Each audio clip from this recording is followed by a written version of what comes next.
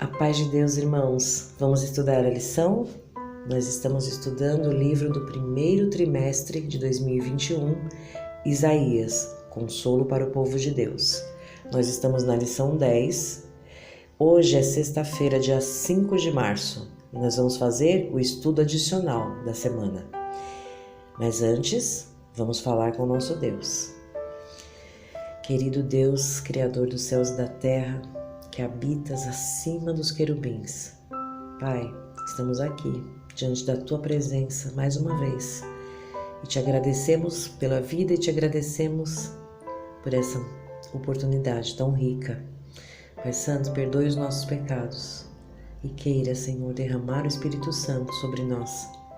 Queira, Senhor, abrir as nossas mentes e também, Senhor, guardar no nosso coração a Tua palavra. Nós te pedimos e te agradecemos tudo isso, em nome de Jesus. Amém.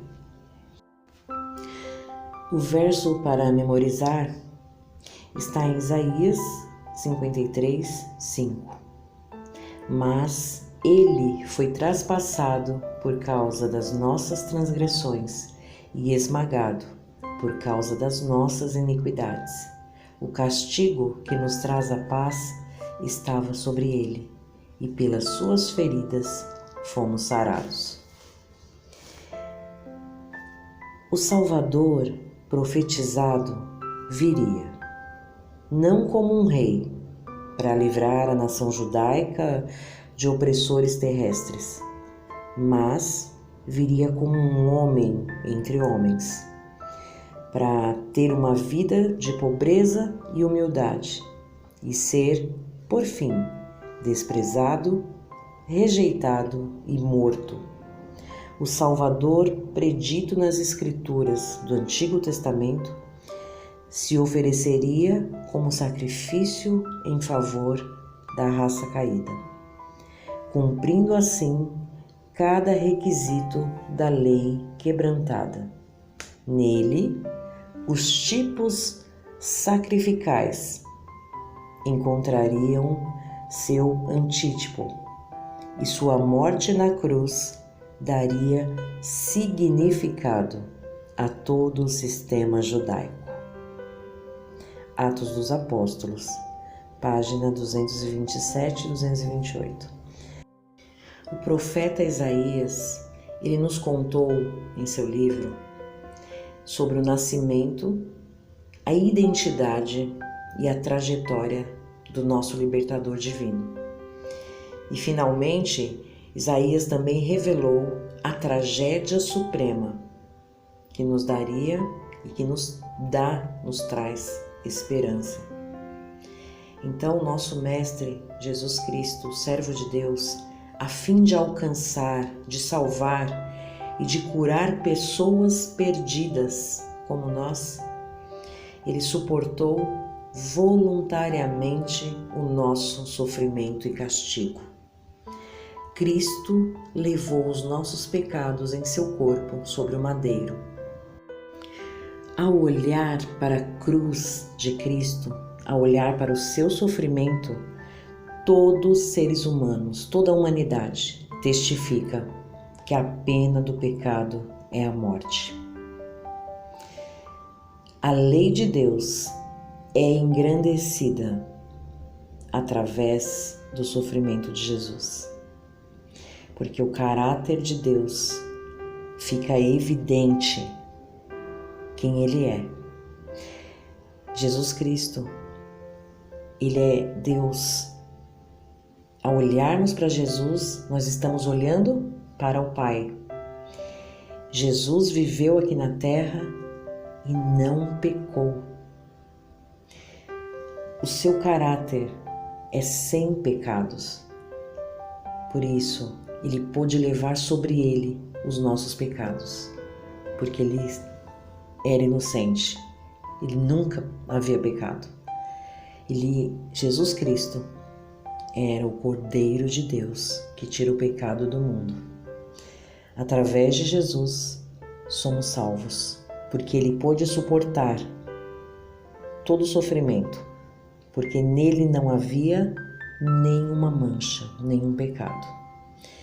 Cristo triunfou em favor do homem e suportou em seu corpo a justiça da punição. Ele assegurou aos homens a vida eterna, exaltando a lei e fazendo-a gloriosa.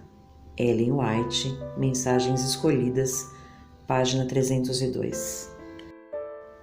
Irmãos, os fariseus, escribas, os estudiosos da lei, os sacerdotes, eles conheciam as Escrituras e eles ficaram ali diante do servo de Deus, diante do Messias, mas não perceberam.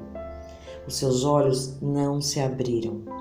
E aqueles sacerdotes que estavam acostumados aos ritos, às cerimônias de expiação de pecados, eles estavam acostumados a diariamente ali assistir a degola dos animais, a fazer todo o ritual pela expiação dos pecados. Irmãos, eles não perceberam que estavam diante daquele que é o sentido do santuário existir. Eles estavam diante do Messias, ele é o sentido do templo existir. A morte daqueles animais para a expiação dos pecados era uma simbologia da morte daquele que viria para resgatar a humanidade. Tudo aquilo, então, as cerimônias, aqueles rituais, representavam a morte de Cristo, né? Se entregando por nós. Mas os líderes, os sacerdotes, eles não entenderam, e mesmo tendo em suas mãos as profecias de Isaías, que, como nós vemos hoje, é um desenho, é um retrato do Messias, se eles se atentassem, se eles se deixassem levar pelo Espírito Santo, eles teriam reconhecido o Messias, mas eles estavam ocupados demais, olhando para si mesmos, orgulhosos e soberbos. Irmãos, que Deus tenha misericórdia de nós, porque nós também estamos com as Escrituras nas mãos. Que Deus, através do seu Espírito, esteja nos abrindo os nossos olhos para que nós estejamos alertas, para não cairmos em tentação, na tentação de acharmos que somos suficientes e que nós temos condições de viver, de obedecer a Deus por nós mesmos. De jeito nenhum. O nosso foco é Cristo. É somente através de Jesus que somos salvos. Somos salvos pela graça. Jesus é a graça de Deus. É o dom de Deus derramado sobre nós. Irmãos, se tirarmos o foco de Jesus, nós não somos nada, não temos nada. E isso me faz lembrar, e eu vou contar aqui rapidamente, algo que aconteceu comigo logo que eu comecei a congregar aqui na nossa igreja adventista. Conheci um jovem porque o via na igreja e na saída ele fazia o mesmo percurso que eu de volta para casa. Eu, a minha filha, a gente vinha conversando, mais eu, conversando com ele, e então percebi, irmãos, em suas palavras que havia algo errado. Ele me afirmou que não tinha a mesma visão de Cristo que nós temos. Essa visão aqui que foi estudada essa semana, de Jesus como Salvador, de Jesus como Deus. Para esse rapaz não era nada disso. Ele não enxergava do mesmo jeito. E ele falou de forma muito, decidida. Eu tentei conversar com ele, mostrar a palavra, a Bíblia. Perguntei para ele há quanto tempo ele congregava. Ele disse que já fazia alguns anos, mas ele não tinha se batizado. E, na verdade, ele andava também em outras denominações. Irmãos, o que aconteceu é que eu o vi ali na igreja mais 1 ou 2 vezes e nunca mais ele voltou. Irmãos, quando não percebemos Jesus, não tem como seguir o caminho. O que nós precisamos é estar em oração, não só por esse jovem, mas pelos nossos irmãos que não estão conseguindo, não estão tendo como foco Jesus Cristo, mas estão distraídos, olhando para doutrinas, né? Olhando para as distrações que o inimigo coloca dentro das igrejas mesmo. Porque esse rapaz, eu o vi junto com outras pessoas que fazem parte de uma outra denominação, que eu conheço, que eu fazia parte também, e que eu sei que não tem estudo bíblico.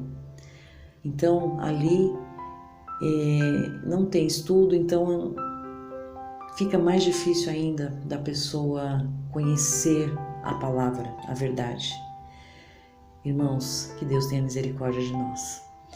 Que Deus tenha misericórdia desse jovem, que eu não lembro o nome, mas Deus sabe, né? Está em suas mãos.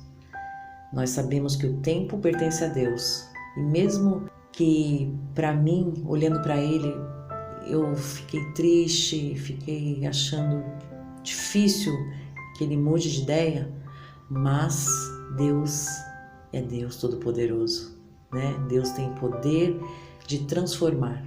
Até aqueles que a gente acha que não tem mais jeito, Deus pode. Irmãos, vamos orar? Vamos agradecer a Deus pelo nosso estudo? Pai eterno, Criador dos céus e da terra, que bênção, Senhor, ter em nossas mãos as Escrituras e ter o Espírito Santo que nos mostra a verdade. Pai, te damos graças porque não somos dignos, não somos merecedores, mas a Tua graça nos alcançou. Jesus Cristo morreu por nós e nos salva. Senhor, estamos ansiosos pelo dia em que poderemos ver o nosso Senhor face a face. Poderemos ouvir a Tua voz e viver, Senhor, uma vida de paz eternamente contigo. Pai Santo, nós te damos graças por tudo. Fica conosco. Nos ajuda agora. Hoje é sexta-feira, dia da preparação. Nos dê sabedoria e nos ajude, Senhor, a fazer tudo o que precisamos fazer, Senhor, para que no sábado, amanhã, Senhor, nós possamos estar em comunhão contigo, Senhor, na alegria, Senhor, desse dia que Tu nos reservou, Pai, para louvarmos e engrandecermos o Teu nome, Pai. É um prazer para nós, Senhor. Queira, Senhor, nos visitar. Queira, Senhor, nos perdoar. É o que Te pedimos por todos, pelas nossas famílias, Pai. Pai, nos ajuda, nos fortalece em Ti, Senhor. Em nome de Jesus. Amém.